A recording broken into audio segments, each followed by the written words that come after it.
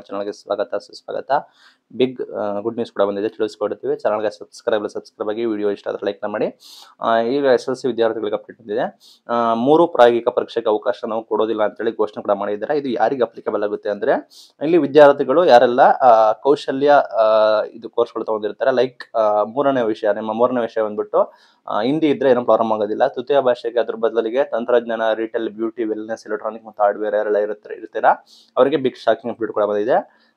ನಿಮಗೆ ಗೊತ್ತಿರೋ ಹಾಗೆ ಈಗ ಏನ್ ಮಾಡಿದ್ದಾರೆ ಅಂದ್ರೆ, ಯಾರು ಪ್ರಾಯೋಗಿಕ ಪರೀಕ್ಷೆಯಲ್ಲಿ ಕೌಶಲ್ಯ ಅಭಿವೃದ್ಧಿ ಮಂಡಳಿ ನಡೆಸುತ್ತೆ ಅಂದ್ರೆ ಯಾರೆಲ್ಲ ಮೂರನೇ ವಿಷಯ ಹಿಂದಿ ಬಿಟ್ಟು ಬೇರೆ ಓದ್ತಾ ಇದ್ದೀರಾ ಅವರಿಗೆ, ಯಾರೆಲ್ಲ ಫೇಲ್ ಆಗ್ತಾರೆ ಅನುತ್ತೀರ್ಣ ವಿದ್ಯಾರ್ಥಿಗಳಿಗೆ ಪ್ರತಿ ಮಾರ್ಚ್ನಲ್ಲಿ ನಡೆಯುವ ಮುಖ್ಯ ಪರೀಕ್ಷೆಗೆ ಪುನರಾವರ್ತಿತ ಅಭ್ಯರ್ಥಿಯಾಗಿ ಹಾಜರಾಗಬಹುದು ಅಂತ ಹೇಳಿದ್ದಾರೆ. ಇನ್ ಕೇಸ್ ನೀವು ಅನುತ್ತೀರ್ಣಗೊಂಡಿದ್ರೆ ಮತ್ತೆ ನೀವು ನೆಕ್ಸ್ಟ್ ಇಯರ್ಗೆ ಹೋಗಬೇಕಾಗುತ್ತೆ ಅಂತ ಹೇಳಿ ಘೋಷಣೆ ಮಾಡಿದ್ದಾರೆ. ಅದರ ನಡುವೆ ಇಲ್ಲಿ ಪ್ರಾಯೋಗಿಕ ಪರೀಕ್ಷೆಯಲ್ಲಿ ಯಾರು ಫೇಲ್ ಆಗಿದ್ದಾರೆ ಅವರು ಹಾಜರಾಗಲು ಸಾಧ್ಯವಾದ ವಿದ್ಯಾರ್ಥಿಗಳಿಗೆ ಅದೇ ವರ್ಷ ಮತ್ತೊಂದು ಅವಕಾಶ ಕೊಡಬೇಕು ಅಂತ ಮಂಡಳಿ ಕೊಟ್ಟಿದೆ. ಸಿಂಪಲ್, ಯಾರೆಲ್ಲ ಥರ್ಡ್ ಲ್ಯಾಂಗ್ವೇಜ್ ಹಿಂದಿ ಇದ್ದಾರೆ ಅವರಿಗೆ ಇದಿಲ್ಲ, ತೊಂದರೆ ಇಲ್ಲ.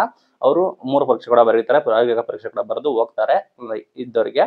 ಬಟ್ ಇಲ್ಲಿ ಏನಾಗುತ್ತೆ ಅಂದ್ರೆ, ಕೌಶಲ್ಯ ಅದು ಮೂರನೇ ವಿಷಯ ಬೇರೆ ತಗೊಂಡಿದ್ರೆ ಅವರಿಗೆ ಸಮಸ್ಯೆ ಆಗ್ತದೆ. ಫೇಲ್ ಆದ್ರೆ ಕೂಡ ಮತ್ತೆ ನೆಕ್ಸ್ಟ್ ವರ್ಷ ಬರೀಬೇಕಾದ ಸಂದರ್ಭ ಬಂದಿದೆ. ಇದನ್ನ ಸರಿಪಡಿಸಬೇಕು ಅಂತ ಹೇಳಿ ಕೋರಿಕೆ ಮಾಡಿದ್ದಾರೆ. ಆದ್ರೆ ಇವ್ರು ಏನ್ ಹೇಳ್ತಾ ಇದಾರೆ ಅಂದ್ರೆ, ಮತ್ತೆ ಒಂದು ವರ್ಷ ವೆಯ್ಟ್ ಮಾಡಿ ನೆಕ್ಸ್ಟ್ ಇಯರ್ ನೀವು ಬರೀಬೇಕಾಗುತ್ತೆ ಅಂತ ಹೇಳಿ ಬೋರ್ಡ್ ಅವರು ಹೇಳಿದ್ದಾರೆ. ಇದು ಸಂಕಷ್ಟ ಎದುರಾಗಿದೆ.